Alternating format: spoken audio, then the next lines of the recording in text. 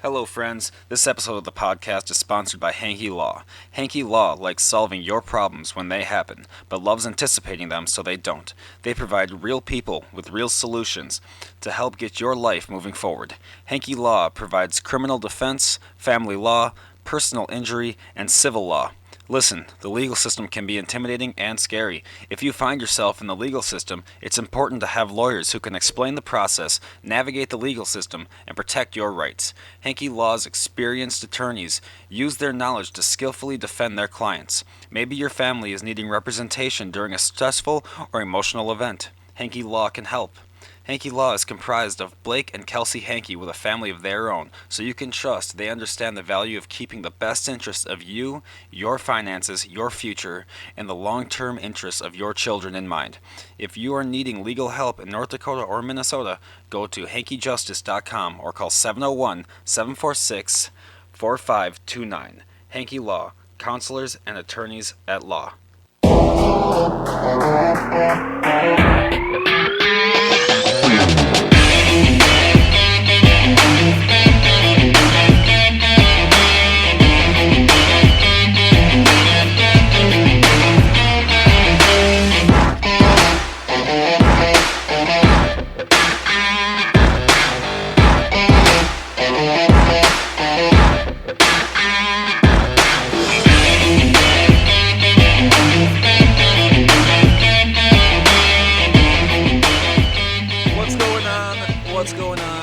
What's going on? Welcome back. I'm here to do the show. I've arrived and I've got this hilarious clip that I just absolutely died. I heard it on the Rogan podcast and I cannot even believe this is real life. What you're about to listen to, for everyone listening, is a communist convention. So it's basically like literally everyone looks like they're 20s, 30s at the most. And they're going to discuss in the group. For everyone watching, you'll obviously see, but oh my god, here we're going to play it. If we want to defeat capitalism, we are going to need a party that will organize working people to fight for the demands that we want and to win socialism. Thank you so much. Quick point of privilege. Quick point of personal privilege. Yes. Guys, first of all, James Jackson, Sacramento, he, him. I just want to say, can we please keep the chatter to a minimum? I'm one of the people who's very, very prone to sensory overload. There's a lot of whispering and chatter going on. It's making it very difficult for me to focus. Please, can we just, I know we're all fresh and ready to go, but can we please just keep the chatter? Okay, hold on. So, real quick, I want to put this in mind here. So, everyone's wiggling their hands. They're like Happy Hands Club. They're just wiggling them. That's to replace clapping. Because clapping, apparently, and this is a real thing, they literally say clapping is a microaggression. A microaggression. You're aggressing someone microscopically. I don't know how you microscopically do, I don't know. I really don't understand. But they're kind of just wiggling their hands to indicate a clap. So everyone here, 1,000 people are here. There's 1,000 people. This guy interrupts the whole show. Excuse me, everyone. This is just some random guy. I'm just really affected by this. Like, no one cares about you. Anyway, let's move on. To a minimum. It's affecting my ability to focus. Thank you. Thank you, comrade. Okay, is there... Called him comrade. So when they're, I understand it says socialist in it and they call themselves socialist, but comrade is a very communist thing, and if they're addressing each other as comrade, that's obviously a personal identification that they're holding near to them. So I don't understand why there's going to be a problem calling it communist. Anyway. Is there a speaker against name, chapter, pronouns? Point of personal privilege. Yes. Please do not use gendered language to address everyone. Let me just back that up. Is there a speaker against name, chapter, pronouns? Is there a speaker against name personal pronouns? Point of personal privilege. Yes. Please do not use gendered language to address everyone. Please do not use gender language to address everyone. That dude clearly, he's the guy that you walk by and like their fucking tit fat like flaps as they're walking, and just that a BO just fries your eyebrows right off your face. This poor lady, she's just speaking, she's talking, someone interrupts the entire fucking show. Like the amount of times I've had people just interrupt the fucking show to have their little opinion objected, it's like you're in the audience. You're in the audience. you know, like she was talking to the speakers, not the audience members. So if she says any other speakers, that's addressing the speakers, not the audience. Anyway, so that was a fun clip. I just really saw that and I thought, wow, everyone needs to see that before that's somehow defended on the internet. I think that is fucking hilarious, dude. How do you do that? How do you actually do that? Yeah. What's going on, everyone? What's going on? I'm trying to have a better attitude this week, and it's actually where I'm working out, you know? Unfortunately, been a few weird things this week going on, but hopefully that gets out of the way. I'm heading to Nashville this weekend now, so that'll be fun. Not stopping in Seattle anymore. Sorry, everyone. But, you know, I'll be in Nashville on Thursday through Sunday, and I'm trying to get on a couple stages there. It was hard to get anything, like, pre-booked because honestly I made a very last-minute trip, so I'm trying to get into a couple, and I have a few things that I'm talking with some of the guys over. Either way, I'm gonna find a stage while I'm there and do some damn stuff. So if you are in the Nashville area and you're like, damn, Jake's coming here, just watch out for my Instagram or my Twitter because I'll probably post it on there what I'm doing, where I'm at, because I would love to tell some jokes to you assholes over in Nashville, you know. It's a cool city. I've never been, so it'll be fun to go check out Zany's since they've gotten their building repaired from the truck blasting into the fucking wall. Like, dude, I don't know if you guys knew, but Zany's Comedy Club is like down on this end of like a hill, and some dude didn't put their emergency brake on their dump truck, and it slammed into the side of the building. Like, like Kool-Aid guy just fucking smashes into the window, right?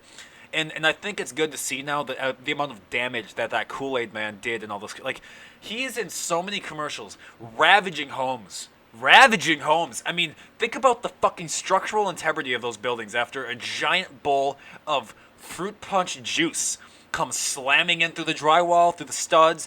If your TV's on that wall, you have a 65-inch panel of garbage because it's shattered on the ground now because the Kool-Aid man heard your kids wanted a 13-cent pack of fucking like powder that you dump into your shit, and that's not even it. You have to add your own sugar.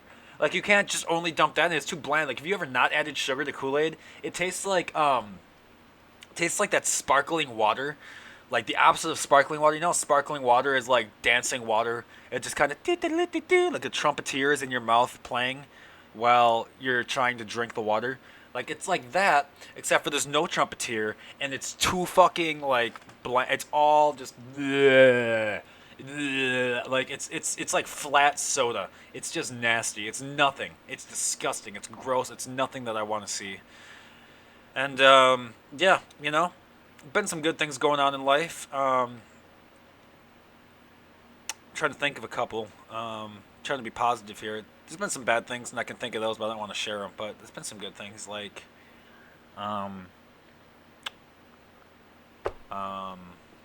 saw the fountains the other day. That was cool. I went to the Bellagio and looked at the fountains. That was cool. Yeah, that's about it for this week. Just saw the fountains. But hey, you want to know what? It's progress. Because last week I didn't do any fountaining, didn't see anything fun. So this week I did something fun. And maybe next week I'll do 2 fun things. You know? Who knows? Maybe I'll get wild. Maybe I'll do 3 fun things all at once. You really don't, you know? You just don't know. It looks like there's something shiny on my face. What is going on? What is going on? Am I good? I don't know. I'm kind of greasy probably because it's been like... Dude, it's weird. I have my air conditioning set to 70, but like I'm on the hot side of my apartment, which means like the sun rises and sets on the same half of my building. Like, it doesn't go over the top. It's always on that side.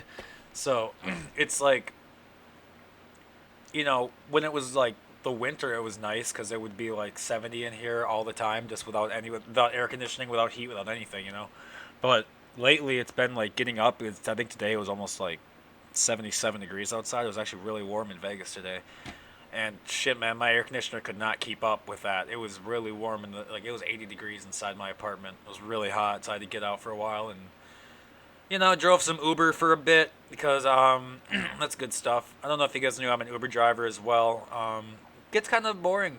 I mean, you know, if you're sitting in the house all day without any shows on the, you know, if you don't have anything to do, like, you might as well go do something, right? And instead of just driving around burning money, you might as well make it while you're driving and meet some cool, like for today, right? I had a meth head get in the car, gets in the backseat of my car. I don't know if you guys know about meth heads, but meth heads love confrontation.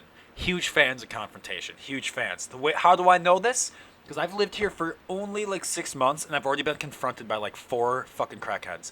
One at the gas station. He parked my car into the gas pump and was like, "I know you guys are following me. I know you guys are chasing me. I've seen you guys. I know what you're up to, and I'm not gonna go." And then left. Like, what are you fucking talking about? I put $10 of gas in my, like, I obviously, I'm trying to top up. I'm trying to top up here, and you're talking about, what are you talking about, man? Let me get a sip of water real quick. Dude, that's kind of the weird thing about solo shows. If you try to do anything other than just talk to people, it's just like dead air. It's just kind of weird. So it's kind of like with cloud surfing. I really enjoy talking to people, and like, my podcast with my cousin Paul is the shit. It's the shit. If you guys aren't listening to that, it's really fun, dude. It's not like, even if you don't like sports that much, it's really fun. Like, him and I, we've been best friends forever, and I think I talked about this last week a little bit, but like, it's such a fun podcast, dude. It really is. I enjoy every single time that I get on the air with him. It's one of the few joys that I have, and truthfully, it's just good because like human interaction has been at an all-time minimum. You know, I live alone. I have 2 cats, so I just talk to them, and like, you know, you can only say "what's up, girl" so many times before your cat's just like, "Hey, I actually know what those words mean now because you've said it so many fucking times," you know. And I say that to my cats because it's fun. Like, they're girls. I'm just like, "What's up, girls?" like that. And everyone's gonna make fun of my voice for that one. I heard that one coming from a mile away. But shit, man, it's good to see other people, and it's good to like FaceTime with people that you actually like and discuss things that you can talk about and agree on, and shit. Even the things we don't agree on is like funny because we roast each other to the point where like we forget what you disagree on because you're just busy roasting the shit out of each other. It's a good time, man. I really enjoy it. Yeah, I don't know, man. I don't know. It's weird how like human interaction can really change how you like view life and how you view other people. You know, for good or for better or for worse. You know, like, for example, for worse. Here, I have a job opportunity to go work somewhere, and yes, that would really it would interfere with podcasting and comedy, but I would make it work. I'm never gonna give up podcasting and comedy. Don't ever worry about that. I would just have to like, they just get lost. Instead of like at 6 a.m., they get released at like 8 p.m. or something. I don't know.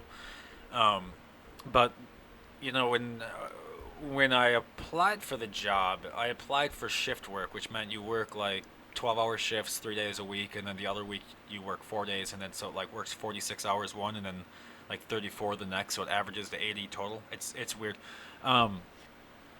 But this place in particular, I didn't really realize what they had in mind for shift work, because what they want to do is like 12 during the day this month, and then next month 12 at night, and then the next month 12 during the day. And which is one thing if their pay was competitive, but like you don't actually get paid a lot until you're there for like 2-3 years. And I'm gonna be like fucking 30 by then. Do I want to spend 2-3 years of my life in a fucking mill? You know, no, I don't. I really don't. I don't. If you would pay me enough to go there, I would. But as of right now, they're just not offering enough money, and they almost seemed really upset with me when I called back to talk to them about it. You know, because I just had a couple things I wanted to clear up, especially like the pay rate and if that was negotiable, because I'm coming in with prior experience. And by the way, the answer was no. Whether you're like a felon coming in straight off the street or someone who's worked in the business for years and years, you're going to get paid the same at this place. So it's kind of a red flag anyway. You know, if someone kind of treats you like it doesn't matter what you do, it matters how long you're here for. If someone treats you like that, it's not really a job you want in the first place. To be honest with you, you're basically just a fucking ant. And it's fine if you want to be a worker ant for the rest of your life, but I don't want that for myself. I just don't. I don't know. I don't know what it was. Well, I do know what it was that made me feel like this, but like I just don't want to have to. If it's someone else can tell me what I have to do and what I can't do on my own time, like, you have to come in and work overtime. You have to do this. You have to do that. We're gonna have a problem. We're gonna have a severe problem. You know, and it never works out because they obviously employ you, so they can just fire you. You know, they're gonna get rid of you. So it's just weird that I don't appreciate the business world treating human beings like they're robots. I really don't appreciate that. And even in the entertainment business, you see it sometimes. Like a couple times you get called by like casting, or you'll get called by like an agent or something, and they'll talk to you. And the way that they're talking to you, it's like, hey, let me stop you right there and remind you who the fuck you're talking to right quick. You called me. You want me to come work for you. Ultimately, unless I do this part, like if I get the acting gig, or let's say with work, unless I come work here, this factory doesn't run, which means you don't get paid either. And if I don't get the job, then obviously, like the gig for acting or whatever, if I don't get paid for that acting fee, they don't get the commission for getting me to work them, right? So there's this weird thing where, like, over time, there's been this weird progression from people forgetting who the fuck is in charge around here. If you are the employee and you decide, like, let's say every day for the next month, you decide to fuck your job up. Every day you decide, hey, I'm going to push the wrong buttons on this machine and fuck all the paper up, and you just cause them millions and millions and millions and millions of dollars of damages. Go for it. If they aren't paying you, fucking cause them all the money that they got to charge too. Because at the end of the day, if they're going to treat you like you're replaceable, then let them replace you. Collect your unemployment, find somewhere better. But don't let them get away with the shitty way they're treating you. Don't. You don't have to pretend like that's terrible. Like someone's going to be like, well, this comedian told me I could do it. No, don't actually. This is all just me ranting. This isn't real advice. It's just like, you have the people in charge. You need to understand that the people you're employing and treating like shit have the ability to ruin your life. They could ruin your life. Like if they wanted to fuck the plant up as hard as they want. Okay, for instance, there is a place that in the 90s, they had a guy who basically set up all of their servers, their mainframes, their computers, everything technologically for this plant, right? New owners came in and started treating him like absolute shit. They started to separate. He was going to go somewhere else, but it wasn't under his own accord. These new owners really wanted him out so they could have someone that they wanted in. Where does that sound familiar, Grand Forks? And I'm saying that my own personal, with a job that I had there, it kicked me out when they got new owners. Fucking, what was I saying now? God, that's the one thing with weed, man. It gets you get short-term memory. Yeah, like this guy, the computers, yeah, he basically wrote a 0-day program for all of his systems because he knows it best. He made it, right? So the new owners get rid of him, and there's a 0-day in their system, which has a timer where if he doesn't set up a password or whatever, in every certain amount of time, the 0-day is going to fucking pop, and all of their data will be gone. And he set this up so that if he ever got fired, he was taking everything with him so that they knew what he was worth. You know, there's an old saying that a child that doesn't feel the village's love will burn it down to feel its warmth. It's true. It's true. If you don't like your employees and you make sure that they know it, they will burn it to the ground and make sure that you don't make a dime. Look what happened to the hedge funds, Melvin Capital. The minute they thought they were going to short GameStop, what did the Redditors do? Fucking, no you're not, bitch. Cost them billions and billions and billions of dollars. And it costs everyone that I know like $5 in Robinhood trading fees. Like, you guys don't understand how much power you have. You don't understand how much authority you have over the people who have authority over you. You give authority to others only by your consent. Someone can only be in charge of you if you let them be. That is the only way. That is the only way people have authority. Unless, like, you know, there's a reason why cops need guns to show up to scenes, because the guy on the other end won't give them the authority they want, so they'll use force to push it, you know? And even then, a lot of people, like, you know, it's, and this is getting into my little psychological thing, and I'm not saying I don't like cops, because I really do love cops. I donated to cops, blah, blah, blah. I still have my thing from back in, like, middle school when my friend Alex, his dad is a cop, and he's a cop too now, actually. Shout out, you're doing great, dude. I love you. He has a beautiful wife. They're doing awesome. You guys, shout out, you guys.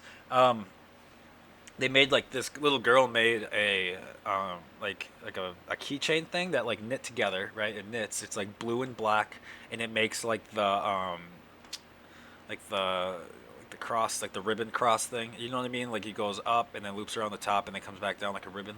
And it was like, just like, she was selling them and then giving the money to a cop in the area that got shot and killed in the line of duty. It's fucking beautiful, by the way. Can you imagine, like, a kid does that? A kid does it, man. You gotta love that shit. You have to love it because they have the most pure hearts. They aren't looking to fuck anyone over until an adult tells them how to be corrupted. That's really when kids go bad, is when they learn from their adults around them how to do it. How to be bad. Kids genuinely at heart love being nice. They do, and they just grow up to be shitheads sometimes. It's unfortunate. That was weird how I got off on that tangent. But I don't know what I'm even talking about. I'll change the subject. What's fun, I was telling some jokes the other day at the dive bar, which I love the dive bar. It's a good place here in Vegas. It's truly where I feel at home. Everyone's degenerate.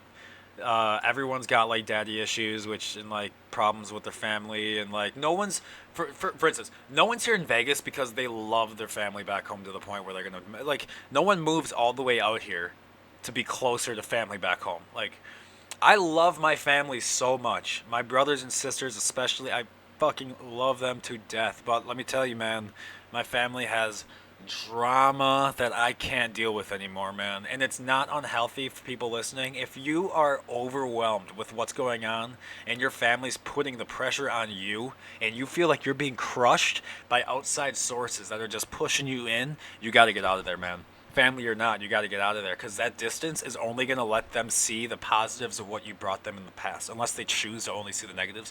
But when I moved away, my relationship with my, I have an older brother, one, and then I've got a fuckload of younger brothers and sisters, and there's like two groups of us. It's me, my older brother, and my younger brother right below me, and then there's a couple of years, and then there's another group of kids, right? And my brothers that were directly near me in age, we get along very well. Don't mind, like, compared to everyone else, we get along super well. But I feel like ever since us three put distance between us, we've almost gotten to be more better friends than before, right? And we really look forward to the times that we get to be home with each other. And we look forward to those times because it's almost like a reminder of how things used to be, of how you can have that happiness still in life that you used to have one day, which I think is why a lot of people hate growing up, because when you're a kid, really all you know is happiness, and even those kids that get abused and shit, they still come to school happy, which is, I can't even believe it, like I watched this Netflix documentary on this little boy who was abused like a motherfucker and eventually killed. He was like in first grade, and it was ridiculous. I think they brought like the CPS workers into court and charged them with not doing anything, because like it's a weird line, because I've seen CPS take kids for nothing. I've seen CPS come in and crack the door in for bullshit. And then I also see CPS letting kids in a house that has them locked into a closet. I mean, the kid's got bruises all over him. He's beat the fuck up. He's bleeding at school from open cuts. What more do you, like, what do you need? What do you need? I've seen you take lives for much less. Much less. I don't understand what this was about. I really don't, like, so I think a huge problem with me, number one, is I eat too many mushrooms and smoke a lot of weed. So, like, I'm super empathetic. I see everyone in the world. I see plants as living. I see I don't kill even the spiders in my house, dude. I pick them up and bring them outside. I don't kill them. Even the ants, I pick them up, bring them outside.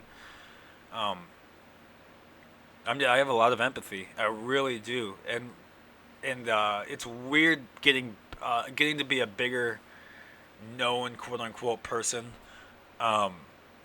Because some people say some of the most evil shit to you just to get your attention, just because they want you to know that they're there. Like, no matter what you say, for instance, that last conversation I had with Larry Vance on my cloud surfing podcast about MH370,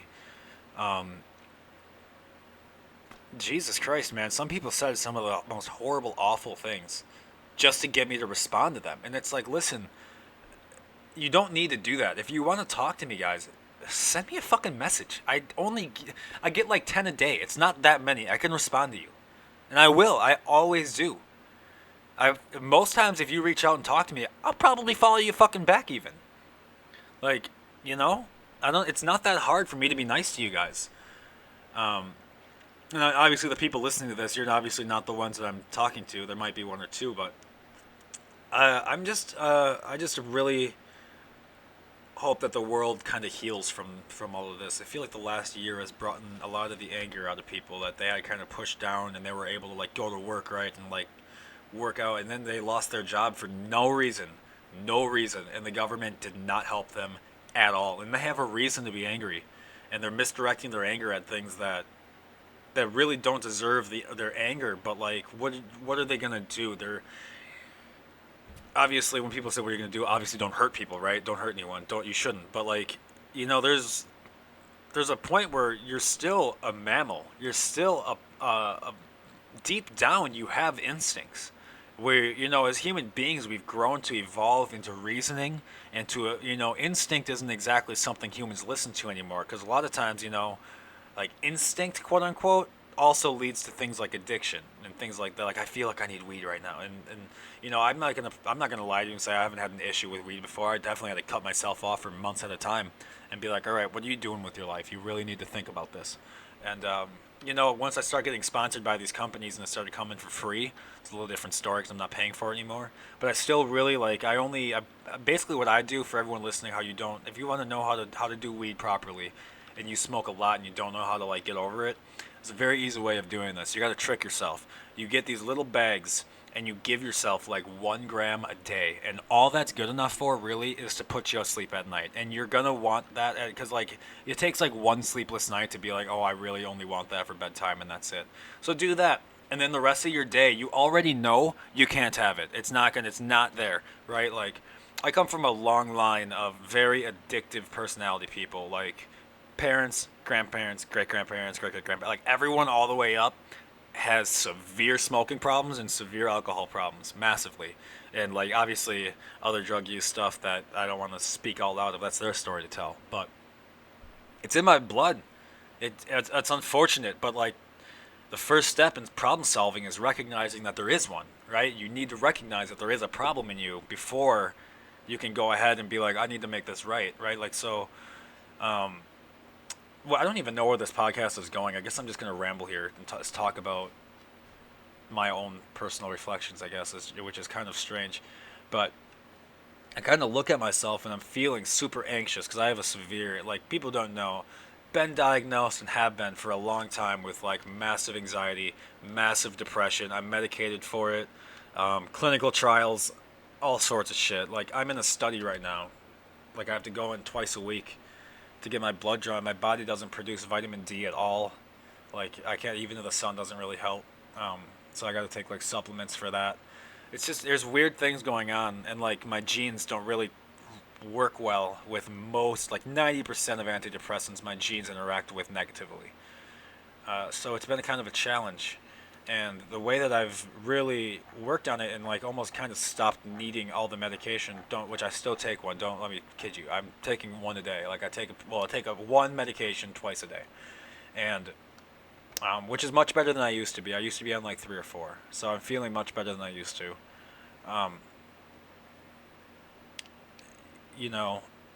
I've kind of had to take a step back and look at myself as if I'm another person from myself. Like, I kind of removed my own, like, it's my essence. I removed my soul from my body. Like, I just took a step back, and I was like, what is he going through right now? What is he doing? And I was talking about he as in me. And if I'm able to look at me from an outside point of view and be like, what is he doing? Why is he having these problems? How can he solve those problems? Because it's a lot easier to give advice to someone else than it is to give yourself advice. So if you take a step back and you just take a breath and just say, what can I do to help that person? And that person is you. Everyone wants to be a superhero, man. Everyone wants to save lives, but it's okay if you only save one life, and it's okay if that only life that you save is yours. It's okay. No one's telling you you don't need to be a hero in the day and age of social media, and it's, I should say so because I'm obviously on the way to becoming somebody very well known. Thank God, by the way. I say that, I don't like saying that because I feel like I'm being cocky, and I don't mean to be. I'm very grateful. Very, very grateful for every opportunity that I've gotten. Comedy, podcasting. I mean, shit, I have thousands of listeners listening to me talk, dude. That is so cool. It's a dream. This is the dream, and I'm living it. And I absolutely wouldn't trade it for the world, man. And I think what I found, I'm going way off course here, but like, I I'm just happy that I'm able now to say that I'm okay with the choices I've made. I'm okay with doing what I've done, and I'm okay having sacrificed a couple years and been. I mean, guys, I've still. I mean, there is no such thing as not having financial struggles when you're a comedian, and even before when I worked and I had jobs and I would just paycheck to paycheck and just it was grueling every fucking day to go through that, and I don't ever want to do that again. Um, 2018-19 were the most awful years of my fucking life. Those 2 years really, really sucked.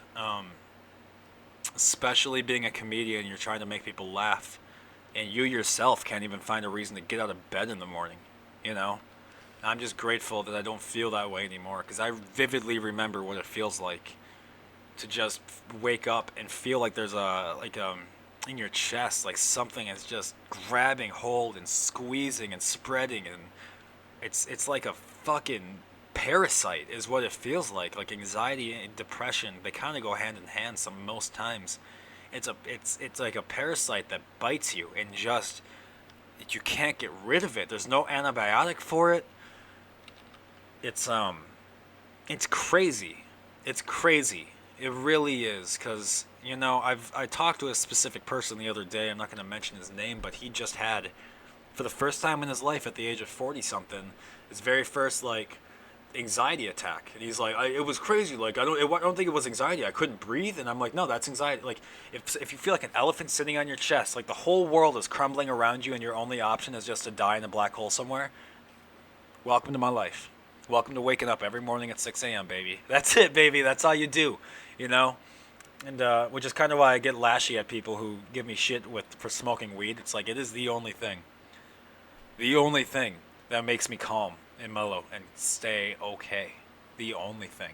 Mushrooms really help me go into my brain, and you physically see the problems manifesting, and you can work through them. And it's crazy, because my whole life I had this belief. My whole life I had this belief that drugs were devil, that drugs were evil, drugs were the worst thing. If you take drugs, you're the shit. Well, what are drugs, man? I mean, shit, I was getting loaded up with Tylenol at home. How many Tylenol, people overdose on that shit all the time. If that was introduced today, the FDA would make that prescription only. Like, it's an over-the-shelf, you know, alcohol, for instance. How many people drink themselves to death every year? Over like 1 million or some shit. I don't know, a lot, dude. Fucking, I can look. How many people die from alcohol each year? Deaths from excessive alcohol use. So this one's not including. This one is only deaths for drinking too much, like cancer, liver, like types of alcohol-related cancer, liver disease, and heart disease. However, short-term health effects from consuming a large amount of alcohol, it can do the same thing. Accounted for most lives lost, such as blah, blah, blah. Okay, so what do we got here? Last year, 261 people died per day. Jesus Christ. 261 people drink themselves to death each day, and still weed's federally illegal and very stigmatized to this day. It's crazy. It's crazy to me. Most of my listeners aren't. Most of my listeners are like, smoke up, nigga. I get it. Like, I'm with you, man. I get it. I wish you would do whatever you want to do as well. You know, no, don't. That's the thing. I spew all these words and stuff, but like, don't take my advice, dude. This is what works for me. This is my life. This is how it works for me. A big problem that a lot of people need to realize too is that they aren't living their own life anymore. You're really not. You're living a life that other people want you to live. Like, get up, go to work, go home, have a family, have kids, do your thing, blah, blah, blah. Eventually you're going to retire and die, and that's your life. Congratulations, you've done it. Like, that's a script, dude. That's a fucking script, and you don't need to follow it. You don't need to follow it. If you don't want to dance along to the play like everyone else, you really don't need to. You don't need to do this. If you don't agree with the terms a job is giving you, then don't get the job. More like, unless, like, obviously people need to work and need money. Like, obviously get your money, but actively work. For instance, that stimulus check that you got back in March, it was like 2020. If you were to put that directly into Bitcoin today, it would be worth $10,000 today. Speaking, I made like 500% returns on my Bitcoin investments. Live for how you have to look up, how am I going to make the most money and make the most life out of this life? And by I mean make the most life, like, you need to live, man. You got to get out and see the world. You got to go do things, man. If you haven't flown a small airplane, you got to fucking go to an airport and see if they have a flight thing you can just go up real quick and enjoy a small airplane. Go. If you haven't gone to visit New York yet, go see New York, man. What the fuck are you doing? Flights to New York are like $200 round trip, dude. And if you have a car that's newer than 2007, sign up for Uber. Fuck your job. You can get benefits through Uber. I don't think you have so many options these days. You don't need to follow along to the standard quo. You don't. You can do what you got to do these days, baby. And, I'm guarantee you my family's listening to this and they're like, Jake, fuck off. We're so tired of you doing this comedy thing. I understand I'm probably a disappointment to you guys. I get it. My whole life I grew up in like this military program and I was on my way to being a fighter pilot. I even got slotted in a fucking F-18 with the Marine Corps OCS, and I got medically disqualified from 4 different military branches. I tried. I gave it my best bet, guys. I went through ROTC. I went through OCS. I went through everything I could do to try to make it. It just didn't work out, guys. I'm sorry. I understand it's not what you wanted for my life, but this is what I want for my life. I want to be a comedian, and that's it. I don't want to work in a mill. I don't want to take on the standard lifestyle that everyone in my family past have done. I don't want that, and I don't want that for my kids because I don't want the childhood that I had for my kids. I want them to fucking love life. I want them to really enjoy. I mean, I remember wanting to kill myself when I was 9 years old. Like, I remember being sad and depressed as far back as 8, 9 years old, dude. I really do. I don't want that for my kids. All I want my kids to know is that their family loves them and they're going to support them.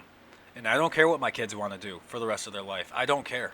I will be there for them because they're my fucking kids, man. And I don't know why I'm getting so deep on this subject now. But, gives you a little insight as to why I get so weirded out by some things sometimes, kind of like, we can talk about the DARE program growing up because that's fun. Like, remember DARE, like the drugs, alcohol reduction education, right? On the t-shirt, Dare to be brave or whatever. It's got like the tiger or the lion or whatever, the black t-shirt. Man, in hindsight, wasn't showing a bunch of kindergartners and first graders a bunch of different drugs and how they work kind of a bad idea? I mean, I remember to this day, Mrs. Stahl, God bless her, I hope she's alive. She brought in like this crate of like LSD, acid, weed, meth, like literally crack, cocaine, like a approved DARE drug list that the cops would drop off for guidance counselors to show the kids, and they were like, this is PCP, man, and this is gonna make you see dragons. And you're like, well, fuck, I want to see a dragon. Let me get this PCP, man. Fucking A, right? Like, I don't know how smart it was to teach all the kids about drugs and alcohol and how fun it is when they're just kids, man. Like, especially in Wisconsin where all of our parents drink every fucking day of the week. And then you're like, yeah, see, parents use drugs just, they slow down. And they're like, oh, I kind of want to slow down too. I'm feeling kind of overstressed from school.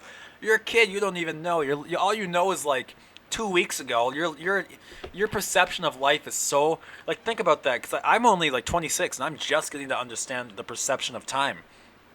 Because when you're a kid, you think back, all you know is the years that you've been alive. You don't know anything else. So like when someone says like, oh, I've been working there for 20 years. Well, if you're 12, you don't fucking know what 20 years feels like. You could say, well, it's about double what I remember.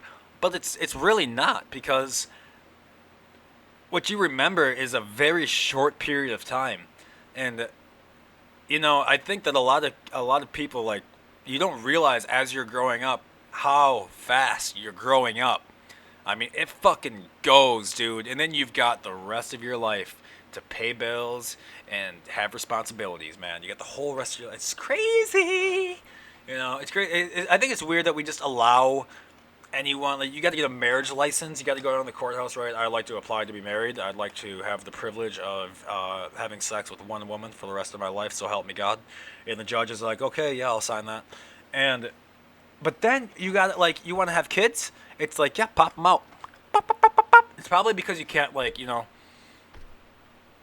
control kids or whatever, and you really shouldn't. Don't even let me introduce that topic. I don't even think the government should have any say in marriage either. The fucking marriage license, those are really stupid.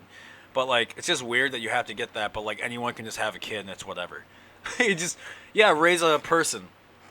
Potential to do anything, be anyone, do anything. He could be the president or the next serial killer. We have no idea, but it's up to you, parents. Good luck. Good luck. It's all on you. Like, it's so weird that we have that. You know, shout out Texas. Hope you guys are doing well. And I'm probably going to wrap up the show here because it's like 40 minutes. So thanks everyone for listening. I don't even really remember everything that I talked about in the beginning because I kind of got on my feels again halfway through. But I hope that I was a little funnier this week. And again, I'm doing my best. And I appreciate you guys sticking around with me because y'all are all I have, really. So, thanks for being here. I love you guys. And I will most likely see you guys next week. So help me God if I don't get hit by a train or something. Peace out, everyone.